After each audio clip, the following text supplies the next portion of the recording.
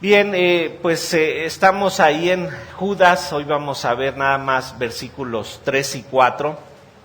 Y pues Judas nos va a explicar en pocas palabras lo que lo ha motivado a que escriba esta carta. Como lo dijimos, no sabemos exactamente a quién fue dirigida esta carta, pero entendemos, como en el caso de todas las cartas que hay en el Nuevo Testamento, que eran cartas circulares, es decir, deberían de estar circulando en todas las iglesias.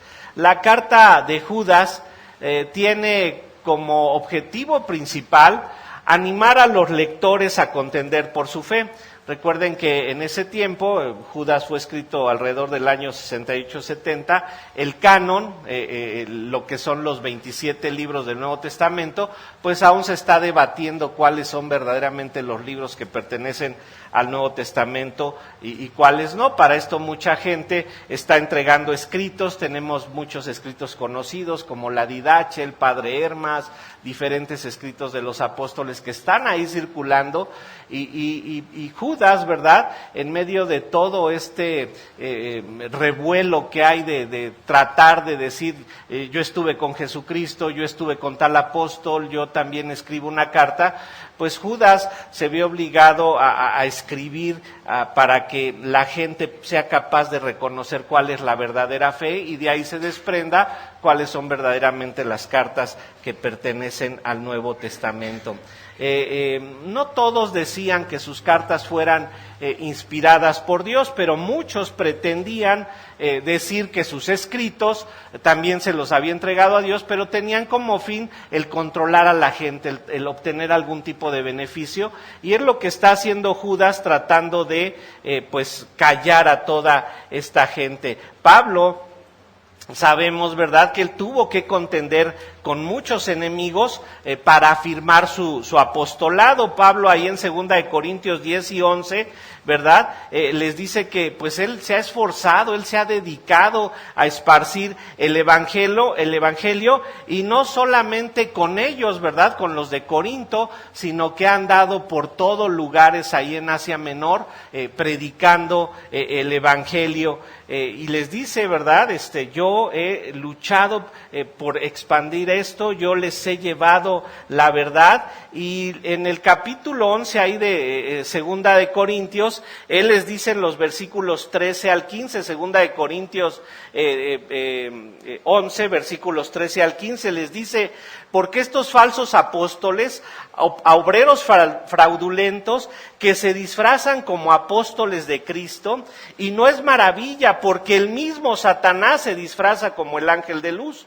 Así que no es extraño si también sus ministros se disfrazan como ministros de justicia, cuyo fin será conforme a sus obras. Él les está diciendo ahí en el capítulo 11 de 2 de Corintios, hay mucho fraudulento en medio de ustedes, hay mucha gente que está buscando otras cosas, y recordarán que en el capítulo 12, cuando va iniciando ahí Pablo en 2 de Corintios 12, habla de un hombre que fue arrebatado al tercer cielo, que es él mismo, y les dice: yo tengo todos los argumentos para decirles verdaderamente cuál es el evangelio, les estoy entregando verdaderamente el evangelio puro que dio el Señor Jesucristo. Pablo sabía que había una necesidad urgente, imprescindible, una necesidad vital para que nadie alterara el contenido del evangelio y el evangelio estuviera puro, y esto era porque solo había un evangelio y debía ser tomado de manera pura. En Gálatas 1:8, Pablo les dice: mas si aún nosotros o un ángel del cielo os anunciare otro evangelio diferente al que os hemos anunciado, sea anatema. Él estaba consciente de por qué luchaba, y Pablo Para Pablo el evangelizar fue muy importante. Segunda de Corintios, Primera y Segunda de Corintios se escribe entre el 55 y el 56, Gálatas se escribe en el 49, es decir, años antes. Se está diseminando muchísima información ahí. Judas, ¿verdad? Cuando llegamos aquí estamos entre el año 68, 70, es decir, ya habían pasado más de 30 años de la ascensión de Cristo, ya se había esparcido el evangelio, pero había junto con esto muchísima falsedad también revolcada ahí. Y fíjense, si yo les pregunto a ustedes cuántos tienen aquí más de 30 años de creyentes, pues sé que va a ser la minoría. ¿Sí? El cristianismo en México es un cristianismo joven en realidad, que pues también está enfrentando diferentes tipos de ataques por no conocer verdaderamente lo que es la profundidad del evangelio. Judas, como vamos a leer en un momento, le va a dar mucha importancia al evangelio, a lo que se debe de conocer, pero va a darle más importancia a saber defender el evangelio. Y esto es muy interesante porque en el contexto en el que vivimos aquí en México, si se dan cuenta, celebramos el año pasado 500 años de la Reforma Protestante, ¿verdad? 1517, cuando Martín Lutero pega sus 95 tesis en la puerta de la capilla de Wittenberg, que era una costumbre hacer eso, para disertar ahí con los maestros. Exactamente en 1517, cuando Lutero está haciendo esto en la capilla de Wittenberg, aquí están llegando los primeros españoles a Mérida a conquistar México, ¿verdad? Y están imponiendo el catolicismo romano, porque son españoles, ¿verdad? España se va a constituir en una nación eminentemente antiprotestante. España no va a permitir que llegue el protestantismo a la Nueva España, y esto va a hacer que nosotros pues vivamos alejados 500 años al menos de la Reforma, si consideramos que el evangelismo en México estalla después del movimiento bracero al acabar la Segunda Guerra Mundial, ¿verdad? Y regresan muchos de nuestros paisanos evangelizados ahí en Estados Unidos. No es que llegue por primera vez ahí el evangelio a México, se considera que llegó a partir de 1850, 60, pero solo a la franja fronteriza.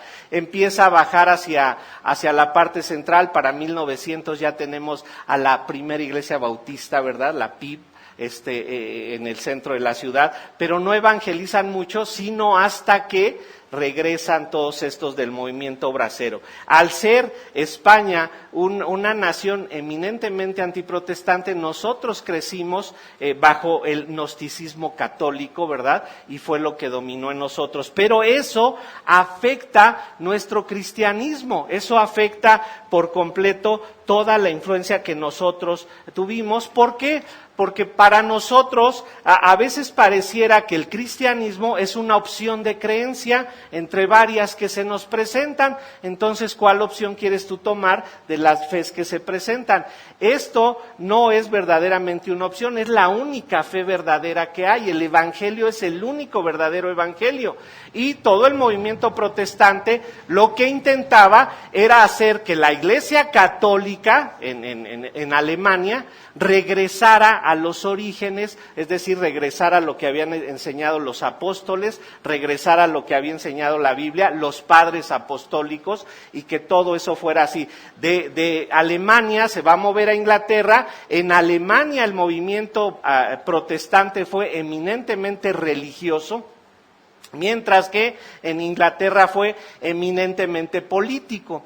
Todo eso, ¿verdad?, pues lo tenemos en nosotros alejado de nuestro conocimiento de la fe y creemos que simplemente es una opción más. Cuando Pablo, Judas, desde ese entonces están diciendo no hay opciones, este es el único y verdadero evangelio y tienen ustedes que saber cómo está establecido. Y fíjense bien en esto, al no tener un profundo conocimiento de la fe que estableció Cristo con los 12 apóstoles, al no conocer cómo ya se había contenido por mantener puro el evangelio, hemos tenido que pasar por el proceso de experimentar la falsedad para poder reconocer la verdad. Y es muy interesante, pues ustedes saben que nuestro seminario tiene más de 20 años aquí en la Ciudad de México y hemos visto cómo hay un crecimiento. Todos esos movimientos falsos están cambiando, se están dando cuenta de la necesidad que tienen, ¿verdad? Pero vemos que como creyentes mexicanos, y especifico como creyentes mexicanos, no tenemos mucho conocimiento de las luchas por la sana doctrina que se han llevado, y como dice un dicho, ¿verdad? El que no estudia la historia está condenado a repetirla, ¿verdad? Si no conocemos claramente nuestra fe y si solo lo tomamos como una opción más, estaremos a merced del engaño. ¿Por qué? Porque entonces vamos a tratar de elegir lo que más nos acomode.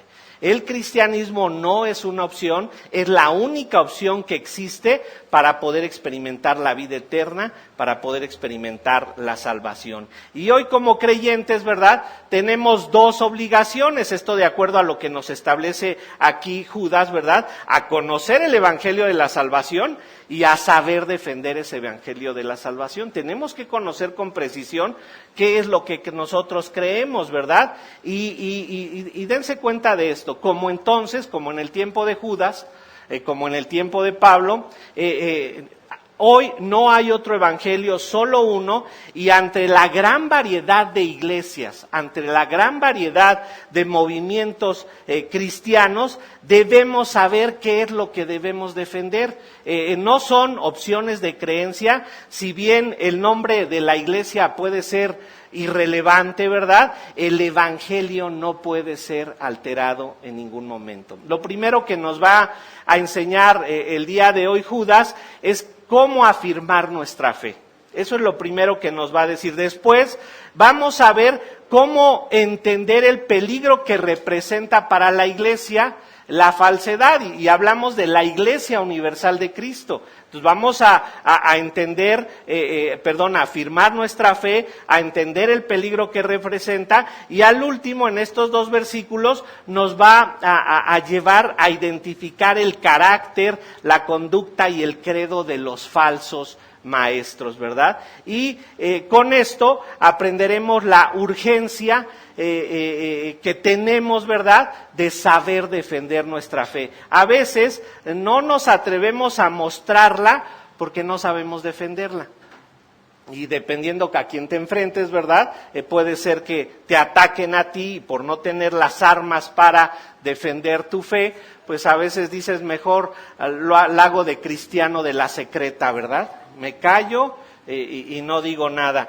Aquí Judas nos va a entregar tres armas, ¿verdad?, para que no suceda esta. Saber afirmar nuestra fe, comprender el peligro que representa y saber identificar a los adversarios. Vamos a empezar entonces a cómo afirmar nuestra fe, ¿verdad? Vamos a leer el versículo 3, Judas, versículo 3, dice: amados, por la gran solicitud que tenía de escribiros acerca de nuestra común salvación, me ha sido necesario escribiros, exhortándoos que contendáis ardientemente por la fe que ha sido una vez dada a los santos.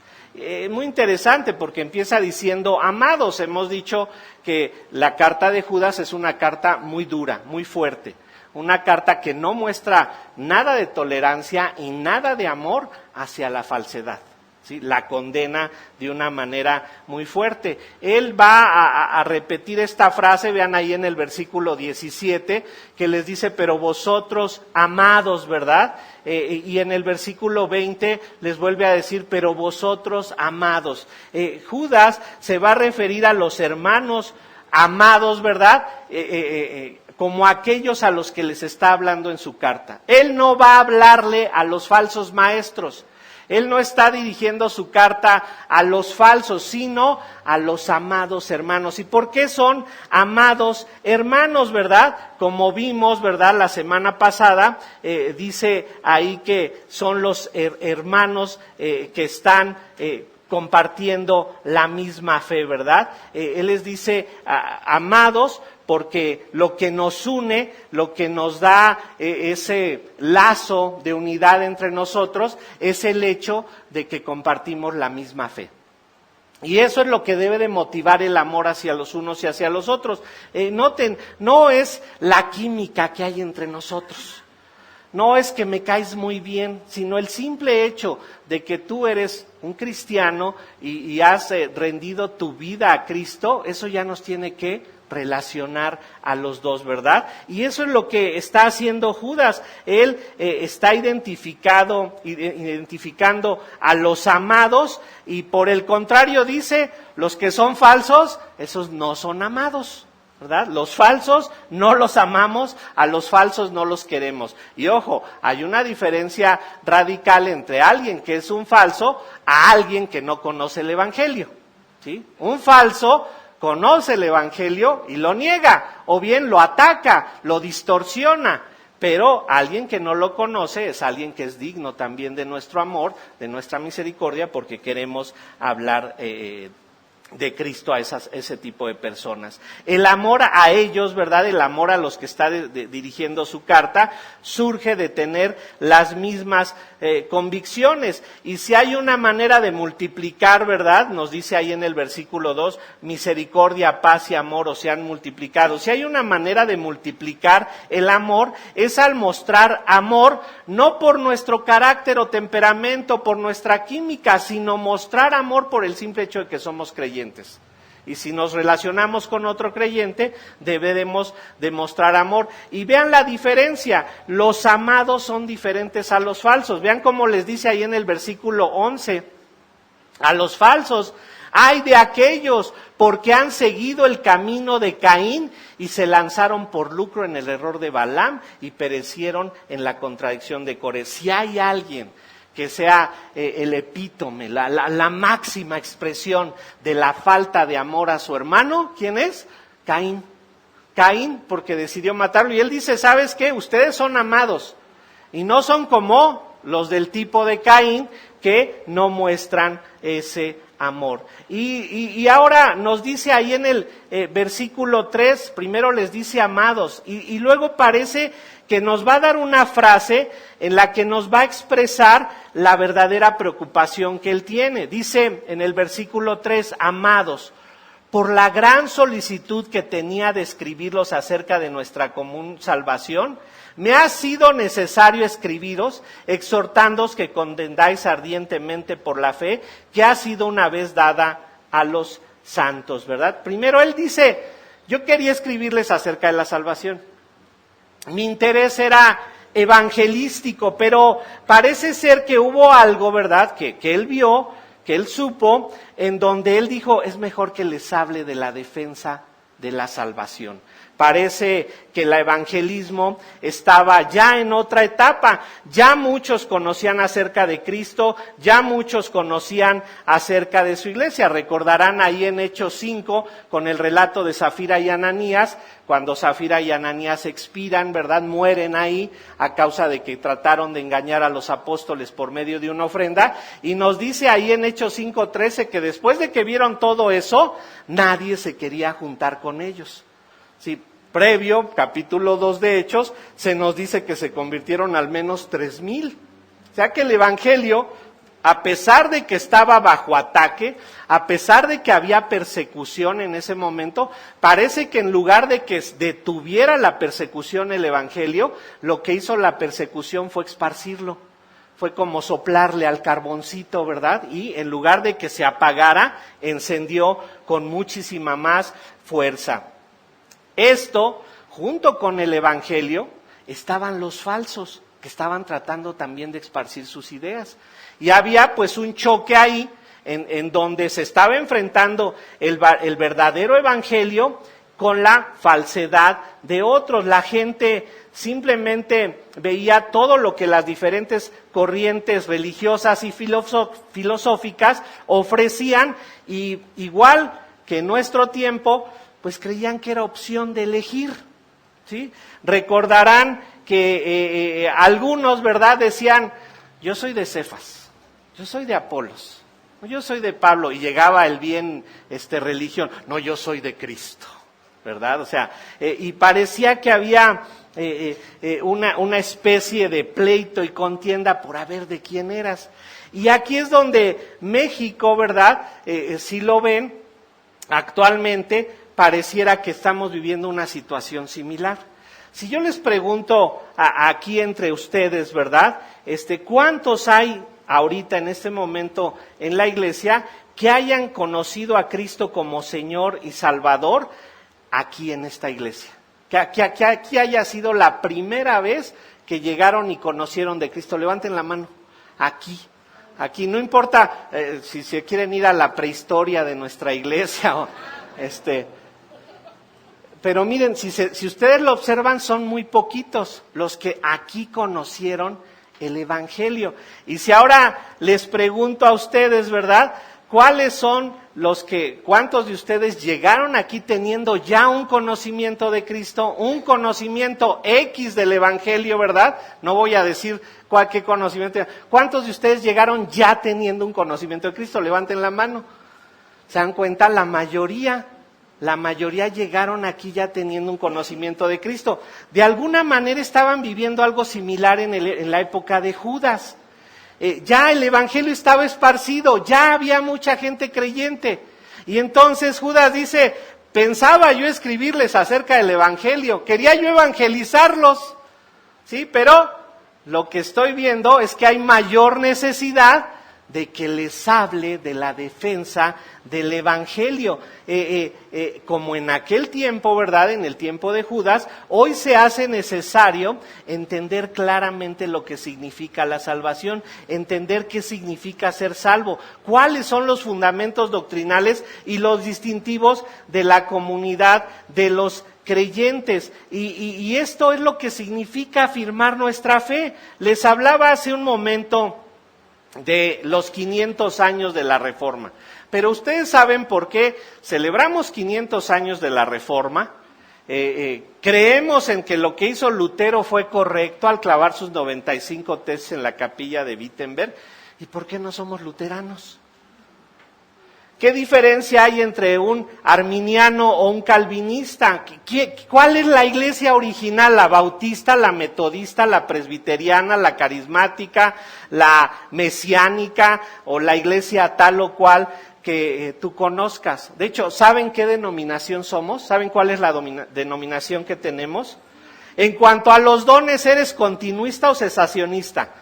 En cuanto a Israel, a la iglesia, ¿eres continuista o discontinuista?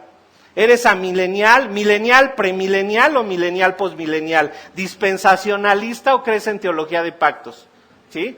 ¿Eres un interpretador alegórico o literal? ¿Qué tipo de gobierno es el correcto que se debe llevar dentro de la iglesia? ¿El gobierno congregacional o la pluralidad de ancianos o el episcopal? ¿Cuál tipo de gobierno es bíblico? ¿Por qué hay un gobierno que sí y hay un gobierno que no? En cuanto a escatología, ¿eres pretribulacional, intertribulacional o postribulacional? ¿Utilizas teología dogmática, sistemática, bíblica? ¿Sí? ¿Qué tipo de teología usas? ¿Eres un teólogo liberal? Que no es lo mismo tener la teología de la liberación. Sí, son cosas muy diferentes. ¿Qué tanto conoces acerca de tu cristianismo? ¿Hasta dónde llega tu definición de cristianismo? Y ojo, espero que con toda esta lista que les di los haya dejado confundidos. Esa era mi intención. Confundirlos. ¿Sí? ¿Sabes qué? Judas les habla de que hay necesidad de que sepan defender su fe. Hay necesidad de que sepan por qué creen en lo que creen. Ahora bien, Judas aquí les dice, yo tenía la solicitud de escribirlos acerca de nuestra común salvación. ¿Cuáles son las bases de inicio para todos? Y espero que aquí sí me sepan contestar. ¿Crees que Dios es creador del universo? ¿Crees que es santo, santo, santo y que tú tienes la obligación de ser como Él? ¿Sabes que por mucho que te esfuerces no puedes lograr el nivel de santidad que Dios te pide? ¿Sabes para qué vino Cristo a la tierra? ¿Sabes que vino para perdonarte tus pecados? Para que creyendo en Él tuvieras vida eterna. Cristo vino a ofrecer gratuitamente el regalo de salvación, pero ¿saben que es necesario el arrepentimiento para que tus pecados te sean perdonados? ¿Entienden lo que significó que la sangre de Cristo derramada en esa cruz obró a tu favor? ¿Entienden cómo es que a nosotros nos correspondía ese lugar en la cruz y Él tomó ese lugar en la cruz para otorgarnos vida eterna? ¿Saben que solamente se es salvo por gracia, pero que tus obras confirman que eres salvo? ¿Sí? ¿Se dan cuenta? Espero que estas cosas sí las sepan responder verdaderamente, que sí entiendan, porque esto es lo que esencialmente se necesita. Todo lo demás, todo lo anterior no se necesita para ser salvo, pero esto sí se necesita para ser salvo. ¿Saben qué? Todo lo anterior lo necesitamos, ¿verdad?, para enseñar la palabra de Dios correctamente. Y si la primer lista que les leí no tienen ni idea de lo que significa, mejor no enseñen la palabra de Dios. Métanse al seminario. Nada más 6 años, nada más. ¿Sí? Y entonces van a poder enseñar. Miren, si bien en este tiempo de Judas todos habían sido salvos, ahora Judas les dice, ¿saben qué? Tienen que defender su fe. Porque si no defienden su fe, les está diciendo Judas ahí, ponen en riesgo el futuro de la iglesia. ¿En qué van a creer los siguientes? Y vamos a volver a leer el versículo 3. Dice, amados, por la gran solicitud que tenía de escribirlos acerca de nuestra común salvación, me ha sido necesario escribiros, exhortándoos que contendáis ardientemente por la fe que ha sido una vez dada a los santos. Tenemos una fe común. Esa fe común que es definida por lo que les leí en la segunda parte, porque entendemos verdaderamente ese sacrificio de Cristo. Pero aquí les dice, ¿sabes qué? Preferí no hablarles del Evangelio, sino preferí escribirles para exhortarlos a contender ardientemente por la fe, a contender de una forma fuerte, ¿verdad? La palabra ardiente denota una disciplina atlética, es concentrarse en vencer al oponente y obviamente porque tú dominas lo que es tu fe. ¿Sí? Puedes vencer al oponente cuando eres mejor en aquella disciplina en donde te enfrentes a él. Un atleta nunca va a despreciar a su oponente. Ay, pues este es del diablo y no, ya. ¿Sí? Aunque lo duden, ha habido gente que ha llegado a la iglesia, hace algunos años nos sucedió, que llegó una señora por primera vez a la iglesia y de repente se arrodilló y empezó a orar, pero pues pasó un buen rato y pues seguía ahí arrodillada y seguía orando. Lo primero que pues yo pensé es, pues tiene alguna necesidad, ¿no? Después, hermana, tiene alguna necesidad, quiere que ayudemos en algo, en oración, algo. No. Me dice, no. Entonces, ¿por qué está así tan sobrecogida y en esa actitud? Es que estoy llorando por ustedes. Ah, bueno, qué bueno, ¿no? Sí, porque aquí se ve la falsedad en su totalidad. No, ándale, ¿no? ¿Y dónde nos la vio, no? O sea, ¿dónde está? Bueno, pues no le gustó la alabanza. No bailábamos, no aplaudíamos, no nos movíamos y entonces ella dijo, aquí hay falsedad. ¿Sí? La realidad es que a veces no podemos simplemente desechar a la gente porque cree algo o no cree algo, ¿sí? Sino debemos verdaderamente entrar a la profundidad del Evangelio. Y esto es la idea de contender ardientemente por el Evangelio, confrontar obstáculos, entender dónde radica su debilidad para saber qué decirle, comprender qué es lo que está malentendiendo para saber qué decirles. Mucha gente, y lo oigo, ¿verdad? Aquí con nosotros en la iglesia, de repente nos llegan gentes que, wow, no, aquí el verdadero evangelio, qué profundidad de predicación en la palabra, no, aquí sí está Dios, casi, casi, y de repente se van, no sé qué pase. Desconozco la situación por la que se vayan, pero yo a veces digo, pues, ¿qué pasó? Pues no que éramos aquí el último oasis que había en el desierto, y no fue así. Puede haber diferentes situaciones, pero Judas dice, hay que aprender a contender ardientemente por la fe, reconocer dónde está la debilidad de la gente, por qué juzga, por qué malinterpreta, pero esto demanda que tú y yo conozcamos más acerca de la fe. La fe que tenemos, dice Judas ahí, debemos de contender ardientemente por la fe que ha sido una vez dada a los santos. La salvación no la entienden los falsos, fíjate, solamente los santos.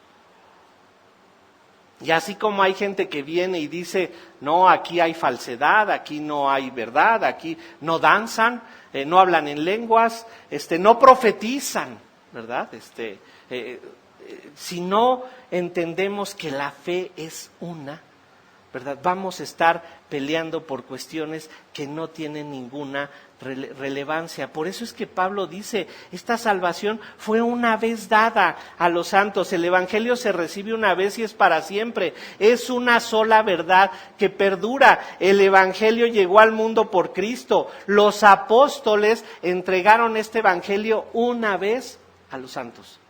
No hay alteraciones, no hay cambios. El evangelio es uno solo y esa es la idea, solo se recibe una vez porque es uno solo, no hay diferentes caminos para llegar a Dios, el camino solo es uno y por lo tanto solamente fue entregado una vez a los santos. No son opciones, el evangelio es solo uno y a lo mejor tu denominación, el nombre de la iglesia, el nombre del lugar es irrelevante.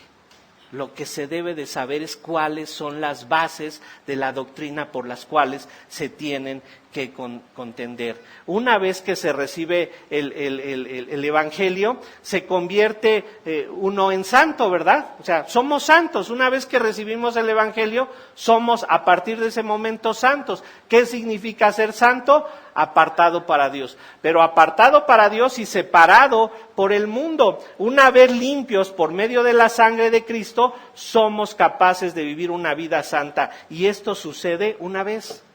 Solo una vez, no hay más veces, o fue una realidad en tu vida o fue una falsedad en tu vida. Y esto lo vas a demostrar en el camino en que tú vas conociendo, porque vas comprendiendo verdaderamente lo que significa el evangelio y no te detienes a contender por trivialidades, sino solamente por la verdad. Entonces, tienes que afirmar tu fe, tienes que saber por qué crees en lo que crees. ¿De dónde se desprenden esas verdades en las que crees? Y entonces esto nos va a hacer comprender cada día más y más acerca de nuestra fe. No podemos aceptar que se le añada o se le quite algo, porque es un solo evangelio, dado una sola vez, y como se entregó puro, así debe de permanecer. Cualquier otra cosa es veneno mortal que te puede desviar del objetivo correcto, ser más como Cristo y darle la gloria a Dios. Ese es nuestro objetivo, y si escuchas otra cosa, si te distraes en otra cosa, si te pones a ver si te caigo bien o si el vecino de al lado te cae bien o no te cae bien para evaluar a la iglesia, para evaluar la fe, vas a ser desviado del objetivo real que tiene la iglesia, que es que te parezcas cada día más a Cristo. Entonces, debemos afirmar nuestra fe y llegamos aquí a nuestro segundo punto, ¿verdad? El segundo punto es entender el peligro que representa para la Iglesia Universal que no entiendas tu fe. Hay un peligro total. Por el momento, ¿verdad? Ya lo dijimos, Judas dice, mira, antes que volverte a hablar del Evangelio, prefiero hablarte de la defensa del Evangelio. Judas dice, ya conocen la salvación, les falta conocer más de la fe, pero con que tengan las bases vamos bien. Si ya saben por qué son salvos, si ya conocen acerca de Cristo, si ya han rendido su voluntad a Cristo, vamos bien. Ahora es necesario que sepan reconocer que los falsos están tratando de infiltrar entre ustedes. Vamos al versículo 4, dice ahí, porque algunos hombres han entrado encubiertamente, los que desde antes habían sido destinados para esta condenación. Él dice, algunos ya han entrado encubiertamente. Y no se nos dice exactamente en qué iglesia estaba. Ya estaban ahí adentro, como hoy ya están adentro, ya están infiltrados. Ya están dentro de la iglesia los que han entrado encubiertamente. Y no empiecen a voltear a ver, ¿será este? ¿Será el de acá? ¿O será el de más allá atrasito? No. Para poder ver a los que pueden ser peligrosos, por un lado se necesita un entendimiento superior. Si tú no tienes un entendimiento superior, te vas a dejar llevar simplemente por algún tipo de emocionalismo. Porque te vio feo, porque no viste bien, porque hace esto o aquello y vas a pensar que ya eso es. Noten, tenemos la meta en esta iglesia de que todos los que enseñen sean egresados del seminario. Ese es nuestro objetivo, que todos los que enseñan dentro de la iglesia hayan pasado por los 6 años de seminario, porque queremos que enseñen bien. Y que esto trascienda generacionalmente, y con esto creemos que fortalecemos la enseñanza y protegemos a la iglesia. Una de las razones por las que la herejía se infiltra es por falta de conocimiento. Por eso entra la herejía, por falta de conocimiento. Ustedes podrán ver a iglesias concentradas en miles de cosas, menos en explicar la palabra de Dios. Oseas 4:6 dice el Señor acerca de Israel que al pueblo de Dios, a su pueblo, le faltó conocimiento. Y eso causó destrucción en el pueblo de Israel. Si ustedes ven las oraciones que hace Pablo en Efesios, en Filipenses, en Colosenses, Pedro en su segunda carta, los dos oran para que los creyentes abunden más y más en conocimiento, para que tengan cada día mayor conocimiento. Y es interesante que en las muchas peticiones que hay de oración en la Biblia, no oran por sus necesidades, no oran por lo que les afecta a ellos o por lo que ellos quieren que cambie. Oran para que la gente sea capaz de conocer más a Dios y como resultado de su mayor conocimiento de Dios, sean capaces de adorar más a Dios. Nuestra mayor necesidad es sabiduría de Dios, porque Cristo es poder de Dios y sabiduría de Dios. Es perfectamente identificable. Sabemos perfectamente dónde surge la herejía y aquí creemos que es algo nuevo. Me llama mucho la atención que de repente ahí en el seminario llega alguien, no, es que yo leí tal librito y ese librito dice esto, esto y esto y esa debe ser la verdad. Hermano, solo leyó un librito. Hay que leer 5 más al menos que están en contra de ese para que puedas tener verdaderamente una definición. Yo creo que para que podamos ver verdaderamente quiénes son los encubiertos, para que podamos reconocer verdaderamente quién se ha infiltrado y quién está tratando de torcer la enseñanza, necesitamos una sola herramienta dentro de la iglesia, y esa herramienta es un espejo.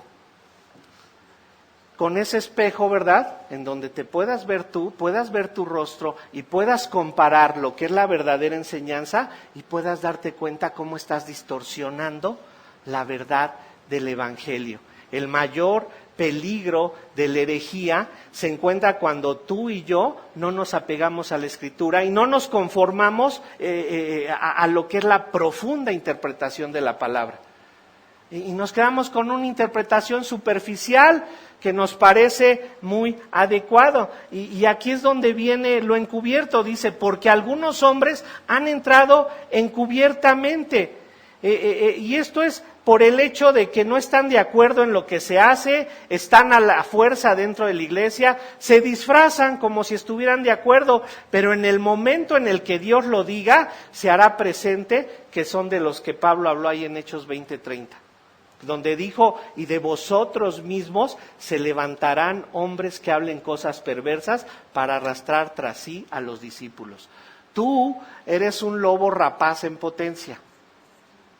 Yo soy un lobo rapaz en potencia si no me apego a las Escrituras, si no busco conformarme exactamente al mensaje que aquí está siendo dado. Y si tú no conoces a mayor profundidad a la Escritura, estás a merced de cualquier herejía, ¿sí? ¿Sabes qué? Muchos de ustedes, como ya lo dije, están llegando aquí de otras iglesias porque fueron capaces de identificar que algo estaba mal dentro de sus iglesias. Y gloria a Dios, se manifestó que ustedes necesitaban salir de ese lugar para que Dios les aprobara, para que Dios los hiciera pasar a otro nivel superior. Pero si Dios los trajo aquí para reducirlos de nivel, quiere decir que tu cambio estuvo mal hecho. Si la iglesia de la que vienes era mejor que esta, algo hiciste mal, algo decidiste mal. Pero si esta iglesia está mejor que esa de donde saliste, quiere decir que estás elevándote a un mejor nivel. Y noten, no con esto quiero decir que nosotros seamos la última papa con catsup, ¿verdad? O la última Coca-Cola del desierto. Tenemos muchas fortalezas, nuestra mayor fortaleza es la predicación expositiva, pero tenemos muchísimas debilidades.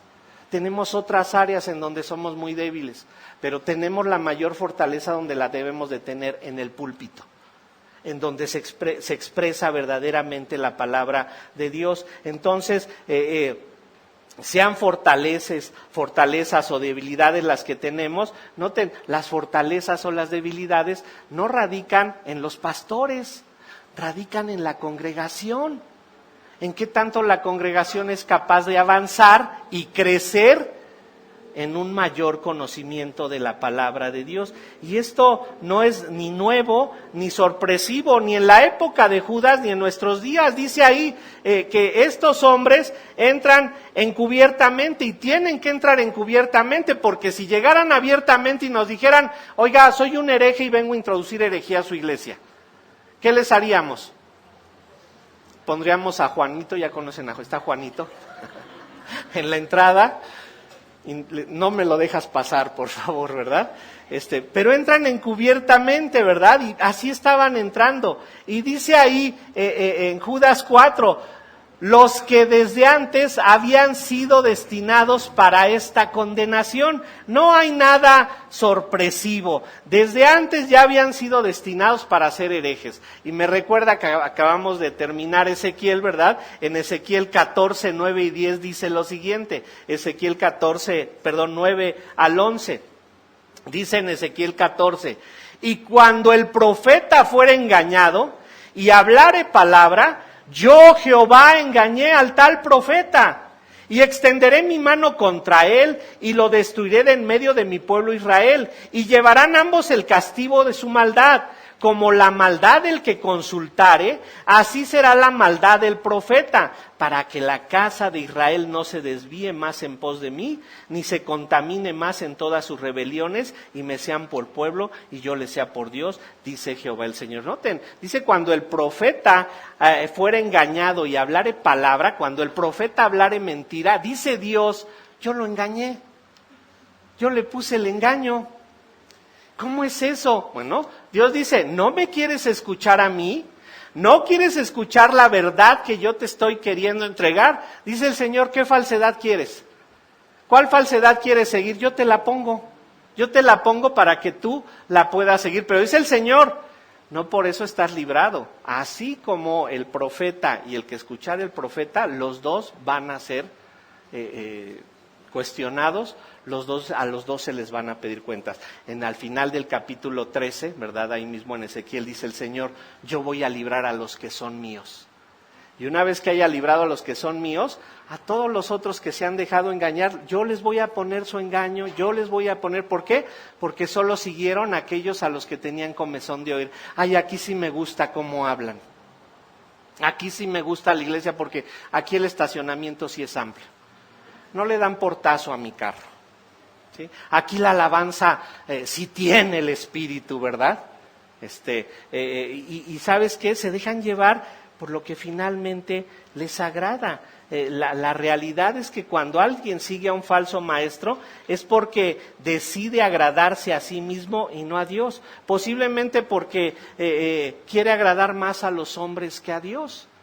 Y eso es lo que los lleva a la falsedad. Es por eso que debemos de conocer profundamente lo que Dios nos dice por medio de su palabra y al mismo tiempo no dejarnos llevar por lo que nos agrada.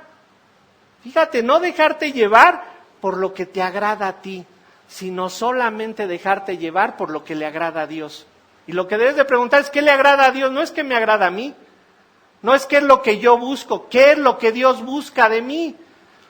¿Cómo amo más a Dios? ¿Cómo me someto más a Dios? No cómo me acomodo más la palabra a lo que yo quiero. Y entonces entendemos, ¿verdad? Necesitamos afirmar nuestra fe. Necesitamos entender que si no estamos bien firmes en nuestra fe, estamos expuestos a cualquier herejía. Pero lo peor, tú puedes generar la herejía.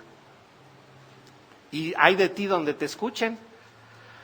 Porque en el mejor de los casos, pues se van a salir de la iglesia, pero en el peor van a crear una secta, en donde crean que verdaderamente son la última Coca-Cola del desierto y la última papa con catsup, ¿verdad? Debemos de entender que esto representa un peligro para la iglesia universal y debemos saber cómo luchar por nuestra fe. Y ahora finalmente nos dice, vamos a identificar a los adversarios. Acuérdense que no va a hablar de sus herejías, sino de sus personalidades. Fíjense bien, dice ahí en la parte final de estos hombres, dice que habían sido destinados para esta condenación, y dice, hombres impíos que convierten en libertinaje la gracia de nuestro Dios y niegan al único soberano y a nuestro Señor Jesucristo. Fíjense, nos va a hablar de su carácter, de su conducta y de su credo. Primero, son hombres impíos. La impiedad es una actitud de completa irreverencia hacia Dios. Eso es la impiedad. Para citar adecuadamente quiénes son estas personas, dice Tito 1:16, profesan conocer a Dios, pero con los hechos lo niegan, ¿verdad? Recuerden que entran encubiertamente, ¿verdad? Porque de otra manera no podrían hacer. Gálatas 2, versículos 4 y 5, habla también de ellos. Dice ahí en Gálatas 2, 4 y 5, y esto a pesar de los falsos hermanos, introducidos a escondidas, que entraban para espiar nuestra libertad que tenemos en Cristo Jesús, para reducirnos a esclavitud, a los cuales ni por un momento accedimos a someternos para que la verdad del Evangelio permaneciese con vosotros. Dice que entran, ¿verdad?, para espiarnos, para espiar nuestra libertad en Cristo y para reducirnos a esclavitud. Ustedes no saben todo tipo de cosas que suceden aquí. Ernesto pone la frase esa que sale ahí en la televisión y la pone aquí en la iglesia. Dice, ustedes nunca sabrán que entrará por esa puerta, ¿verdad? Casos que hemos tenido donde viene gente de unos engaños terribles y a veces quieren acceder y cambiar y a veces no. Ellos, ¿verdad?, dice que entran encubiertamente para poner cargas. Vienen a ver cuál es tu libertad para decirte eso está mal. ¿Sí? Y recientemente que hablamos acerca de la libertad en Cristo y de las cuestiones de opinión, hubo gente que decidió irse de la iglesia, porque dijo que aquí autorizábamos a poner tatuajes, que nosotros dábamos permiso a que la gente se tatuara. Jamás les dimos autorización para eso. Les dijimos, cada quien sabe qué hace, es su problema. Y les dijimos, tengan cuidado porque hay cosas más interesantes acerca de tatuarse o no tatuarse, que buscar un versículo bíblico forzado que no tiene nada que ver con el tatuaje. La gente a veces malinterpreta lo que se dice y entonces llega y dice, no, aquí no, ¿verdad? Aquí no es lo correcto. Empiezan a demandar un tipo de comportamiento y empiezan a decir cosas terribles y cosas que han sucedido. ¿Cómo es que tienen televisión en su casa? ¿Verdad? Recuerdo también un caso de que el domingo no pueden ir al cine, porque el domingo es del Señor, ¿verdad? Y el que vaya al cine está condenado eternamente. Y te los encontrabas en el antro. No, pues mejor ve al cine. Hasta mejor, ¿verdad? Fumando. No, pues mejor vete a ver Coco, ¿verdad? Aunque hable de la muerte, ¿verdad? La realidad es que mucha gente actúa así por el autoengaño que hay en ellos. Alguien los fascinó, alguien los engañó, creyeron y ahora piensan que solo ellos tienen la verdad. Imaginan qué puede suceder si alguien forma un grupo, ya se los dije, pues una secta. Entonces ese es su carácter. Entran encubiertamente, buscan ponerte cargas. ¿Cómo hacen esto en tu iglesia? ¿Cómo no tienen su templo propio? Se reúnen en un salón de fiestas. Golpes de pecho, ¿verdad? ¿Cómo se reúnen en un lugar non santo, verdad? La realidad es que la gente se pone cargas y tiene ideas completamente erróneas. Ese es su carácter. Ahora su conducta, dice ahí que convierten en libertinaje la gracia. Hay libertinaje espiritual y estos son de los que te preguntan, ¿eres de los fanáticos que no falta cada domingo? Yo no, yo uso mi libertad cristiana. ¿A qué ir a estudios si tú puedes estudiar solito en tu casa? Yo veo la predicación por internet y olvidan la comunión con los santos. Olvidan que tienen que estar conviviendo con los santos. ¿Sabes qué?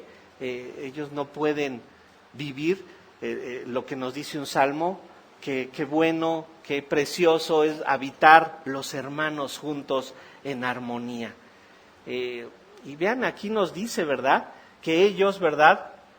Están ahí, dice, hombres impíos que convierten en libertinaje la gracia. La gracia activa solo busca agradar a Dios, por eso mismo, porque se sabe lo que es gracia. Y si Dios nos lo dio por gracia, ¿por qué nosotros queremos ponerle algún tipo de carga? Si esa es la gracia del Señor. Y hoy, cuidado, les preguntaba, ¿saben de qué denominación somos? Somos no denominacionales, no tenemos ninguna denominación, somos no denominacionales. Pero cuando ustedes digan, soy de Iglesia Cristiana de la Gracia, ahora los pueden considerar herejes. Y no precisamente por esta iglesia, no por el nombre, sino porque ahora hay iglesias que le están añadiendo el de la gracia, de gracia, porque ellos están diciendo, si recibimos el Evangelio por gracia, ¿qué necesidad hay de santificación?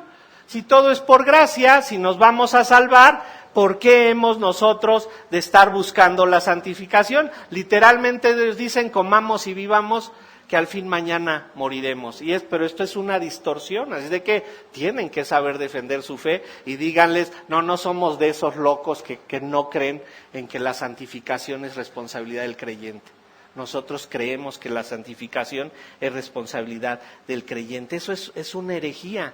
Debemos de estar en una búsqueda continua de la santidad y esto significa andar conforme al Espíritu. Dice Romanos 8, 5 y 6, porque los que son de la carne piensan en las cosas de la carne, pero los que son del Espíritu en las cosas del Espíritu, porque el ocuparse de la carne es muerte, pero el ocuparse del Espíritu es vida y paz. El libertinaje espiritual solo puede suceder cuando hubo una falsa conversión.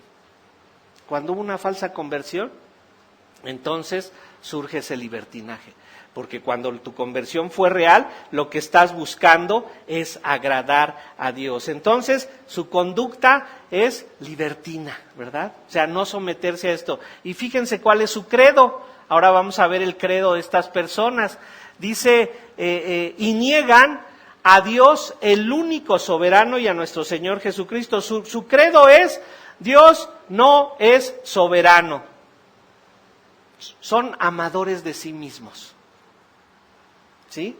Creen en una soberanía de Dios parcial. Noten, si hay una sola cosa que se salga del control soberano de Dios, Dios deja de ser soberano. Te vaya mal, te vaya pésimo, te vaya de lo peor, Dios está al control de tu vida. Dios te lo mandó. Eso es para ti. Cuando la gente no cree en la soberanía absoluta de Dios, está negando la soberanía de Dios. No creen que lo que son, que lo que tienen proviene de Dios. Creen que es producto de su esfuerzo, creen que es producto de su sabiduría. Creen que porque pues ellos eligieron dónde nacer, ¿verdad? Ellos eligieron qué creer, ellos están al control de su vida, son los arquitectos de su destino. y está negando la soberanía de Dios. Nadie puede decidir su destino final si Dios no interviene dándonos de su gracia. Y no solamente no creen que Dios es soberano, sino que también niegan a Jesucristo. Niegan que Jesucristo, ¿verdad?, es la imagen de Dios. Jesucristo es Dios. Todo fue creado por medio de Él y para Él. Él es dueño de todo. Lo que eres, lo que tienes, es para que lo pongas al servicio de Cristo.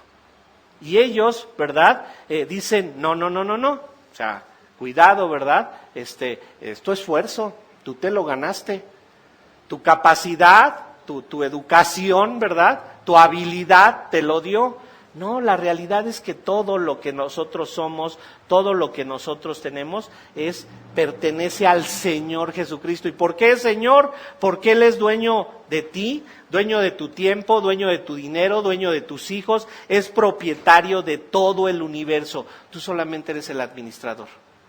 Tú solamente estás administrando, y lo que tienes, lo que eres, lo que aprendiste, lo que sabes, te lo dio el Señor. Y es esa la manera en la que ellos niegan al Señor Jesucristo, niegan el señorío de Cristo, niegan que se deben de someter a Él.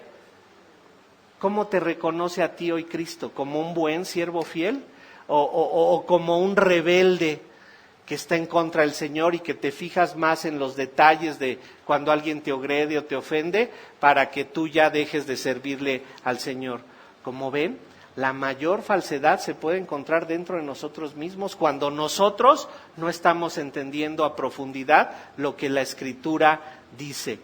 Tienes que saber defender tu fe, pero de ti mismo, para que tú no la distorsiones, para que tú no te vayas por otro lado y sepas exactamente en por qué crees lo que crees. Si te alejas de las Escrituras, fíjate bien, si te alejas de las Escrituras para llegar a tus propias conclusiones, estás corriendo un riesgo fatal, inminente, porque separados de Dios, nada podemos hacer. Si lo lees, ¿verdad?, tienes que creer en lo que está ahí. Si lo estudias, tienes que confiar en los líderes. Y si caes en las garras de un lobo rapaz, eres responsable. No creas que vas a llegar allá al cielo y sí, es que yo me reuní en la congregación del hereje fulano y por eso fui engañado. Ay, ¿qué hiciste? Si te diste cuenta que era hereje y no te saliste. La responsabilidad es tuya. Tienes que aprender a defender tu fe, tienes que entender el peligro que representa para la Iglesia Universal y tienes que saber identificar a estos adversarios. Pero para que puedas tú determinar si acaso no eres tú alguien que ya está empezando a crear esa distorsión. Oremos al Señor. Padre, gracias te damos por tu palabra, gracias por esta carta de Judas. Gracias, Señor, porque nos confronta, nos reprende, nos redarguye, nos exhorta. Y Señor, es lo que más necesitamos, reconocer hasta dónde llega la identificación de nuestra fe, hasta dónde llegamos para saber por qué creemos en lo que creemos. Ayúdanos a ser esforzados en crecer en el conocimiento, ayúdanos a tomar ventaja de todos los estudios que hay a nuestra disposición, Señor.